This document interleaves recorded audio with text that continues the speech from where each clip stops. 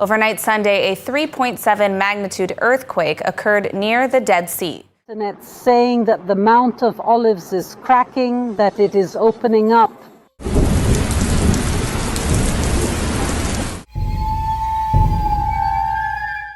Israel will face a major earthquake, and likely in the not-too-distant future. Jerusalem feels different in recent days. Not louder, not visibly chaotic, but marked by a quiet shift that is difficult to define. Water behaves in unexpected ways. The sky carries a heaviness that lingers longer than usual. The land itself shows signs of strain.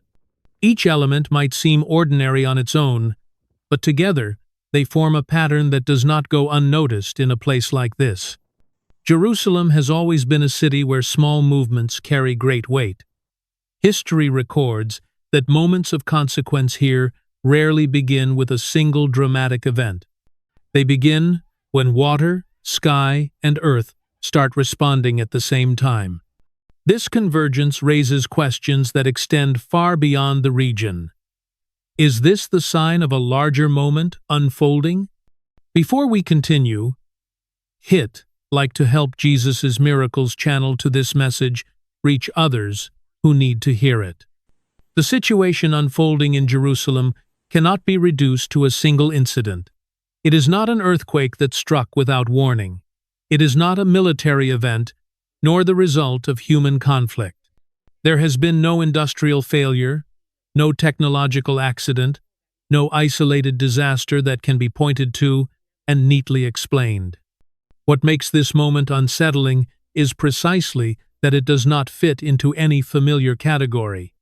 The tragedy many are sensing is not found in one headline, but in the convergence of multiple natural irregularities occurring within a compressed period of time. When viewed separately, each event may appear manageable. When viewed together, they begin to alter how safety and stability are perceived in a city already layered with meaning. In recent days, Jerusalem has experienced unusually heavy rainfall, pushing water levels beyond what is typical for the season. In certain areas, runoff accelerated into sudden flooding, reshaping streets and surrounding land faster than expected. Alongside this, reports emerged of water in several streams, shifting color, drawing attention not because of immediate damage, but because of how unexpected and unfamiliar the change appeared to residents. At the same time, heat conditions intensified. The air felt heavier, pressing rather than passing. Sunlight behaved differently, at times muted or harsh, creating an atmosphere that felt strained rather than bright. These changes affected daily life in subtle ways, influencing movement, concentration, and mood. Adding to this, intense lightning activity was observed near locations long regarded as sacred. The frequency and placement of these strikes unsettled observers, not through destruction, but through their symbolism, in a city where place and meaning are inseparable. This is why some are referring to the moment as the biggest tragedy. Not because buildings fell or systems collapsed, but because a deeper sense of reliability has been disturbed. Jerusalem is no stranger to instability. It has endured conflict, upheaval, and uncertainty for centuries. Yet this situation feels different. The concern does not arise from one threat, but from layers overlapping at once. When water, heat, light, and atmosphere all appear unsettled within a narrow window of time, the sense of order begins to weaken. People do not panic, but they pause. They begin to question whether what once felt predictable still holds. And yet, what truly unsettles the world does not stop with what has occurred so far. Jerusalem has never functioned as a purely local city. Every change that occurs here carries layers of meaning far beyond its physical boundaries. For centuries, events in Jerusalem have been read symbolically, interpreted not only for what they are, but for what they might signify.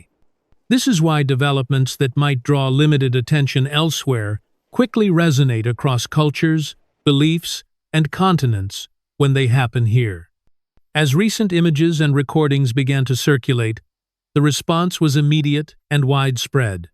Footage of altered waterways, intense weather, and unusual atmospheric conditions moved rapidly across platforms, reaching audiences far removed from the region itself.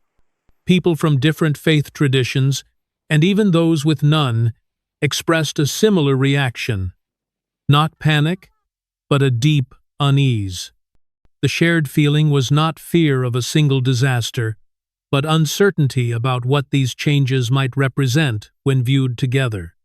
This reaction intensified because familiar explanations offered limited comfort. Scientists pointed to geological factors, climate variability, and mineral-rich sediments to explain individual phenomena. These explanations addressed how such events could occur, but they did little to settle the question of timing. Why now? Why in such close succession? Why in this particular place? In most cities, such questions might fade quickly. In Jerusalem, they linger. Jerusalem's identity is inseparable from its sacred history. The city has long been associated with moments of transition, warning, and renewal. When natural systems appear unsettled here, people instinctively search for meaning beyond data and models. The concern is not rooted in rejection of science, but in the recognition that some moments feel heavier than their technical descriptions suggest. And from this growing unease, a larger question begins to take shape, one that extends beyond observation and moves into reflection.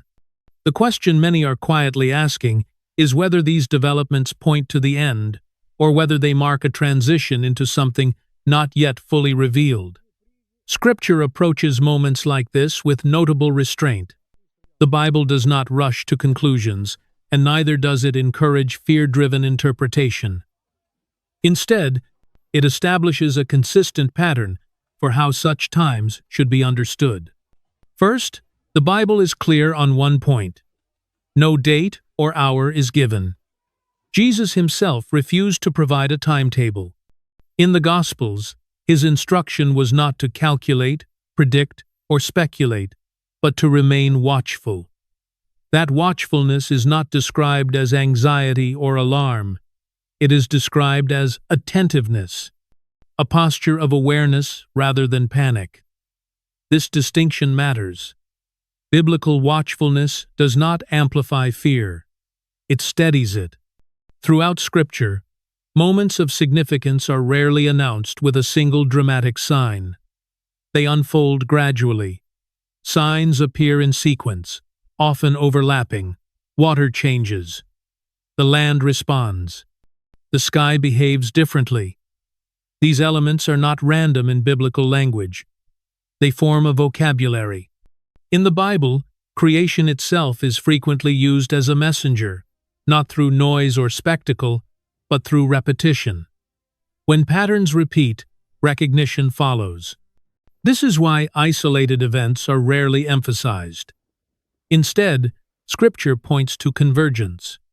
When multiple systems shift within a short span, the Bible frames this as a season of discernment, not because the end has arrived, but because something is moving. Recognition comes not from intensity alone, but from accumulation. One location where this convergence becomes especially significant is the Mount of Olives. From a scientific perspective, this area sits near the Dead Sea Transform Fault System, making it geologically sensitive. Researchers have long documented that the ground structure here is capable of movement under pressure. This does not make instability inevitable, but it does make change plausible. What was once considered unlikely is no longer dismissed outright. At the same time, the Mount of Olives occupies a central place in biblical prophecy. In the book of Zechariah, it is described as a location where the land itself responds during a future moment of divine intervention. For centuries, such passages were read symbolically by some and literally by others.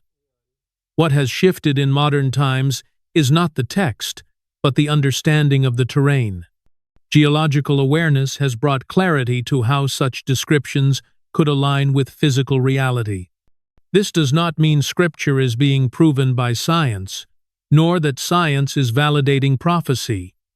The relationship is quieter than that. Science explains how land can move.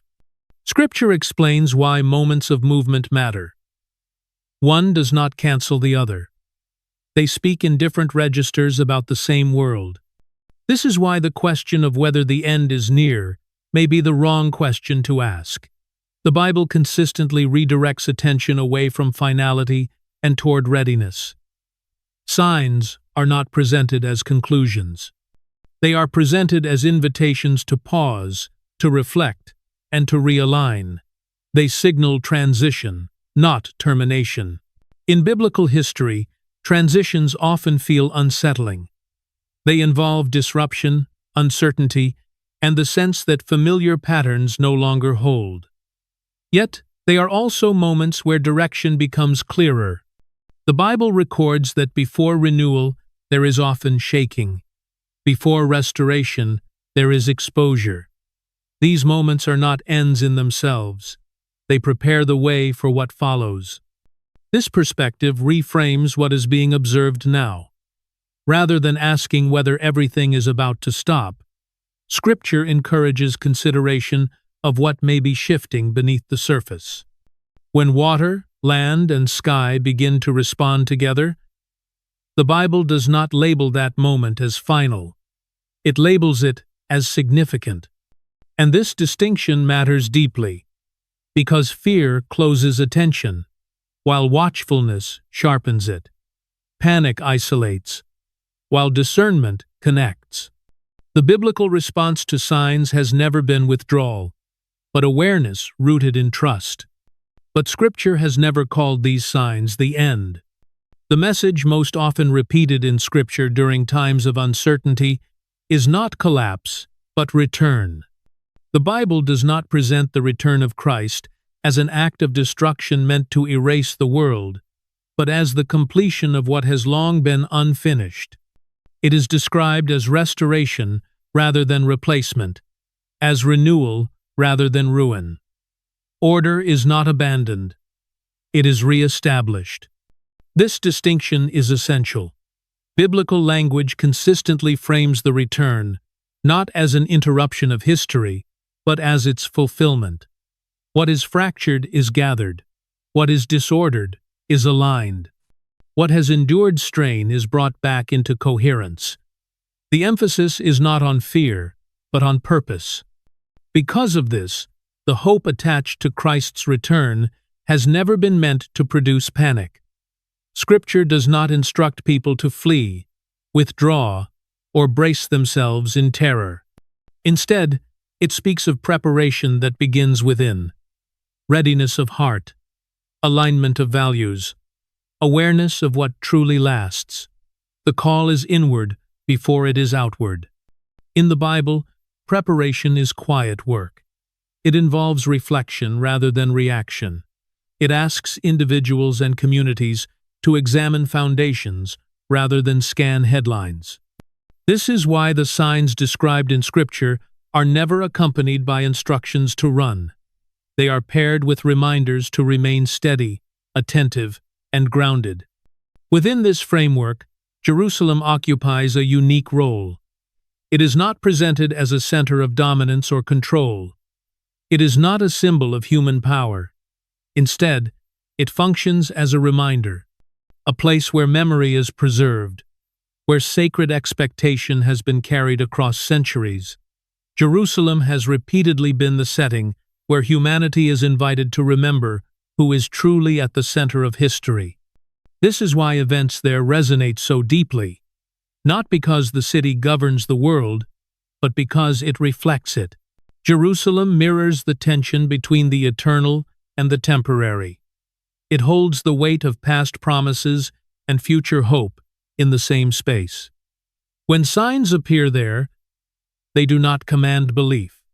They invite reflection. The message, then, is not confined to one location.